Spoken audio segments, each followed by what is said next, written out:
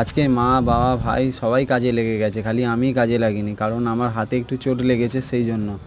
আর মা বাবা ভাই তিনজনে মিলে আজকে রাবিশগুলো ফেলছে ঘরের, যেখানে যেখানে একটু মানে গর্তের মতো হয়েছে, তৈরি হয়েছে, সেইগুলো ভরাট করার জন্য রাবিশ ফেলছে। আর তোমরা আগেই জানো যে আমাদের ঘর একটা তৈরি করছি অনেক কষ্টে। এর আগে আমরা একটা কাঁচা বাড়িতে থাকতাম, মানে প্রচুর কষ্ট হতো।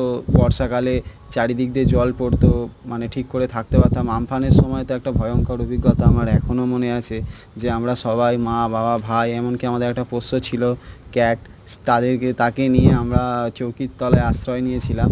তো সেই সমস্ত পুরনো দিনের কথা মনে পড়লে খুবই কষ্ট হয়। তো যাই হোক, আমরা অনেক কষ্টে একটা ঘর বানাচ্ছি, তো এইগুলো বানাতে গেলে এইসব রাবিশের দরকার হয়। আজকে দেখো মা বাবা ভাই তিনজনে মিলে করছে, আমি হাত লাগাতে পারিনি, কিন্তু আমার খুবই খারাপ লাগছে, কারণ আমার মা কাজ করছে, আমি করছি না।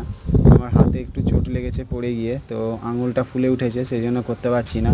তো ভিডিওটা ভালো লাগলে অবশ্যই লাইক কমেন্ট শেয়ার করো বন্ধুরা।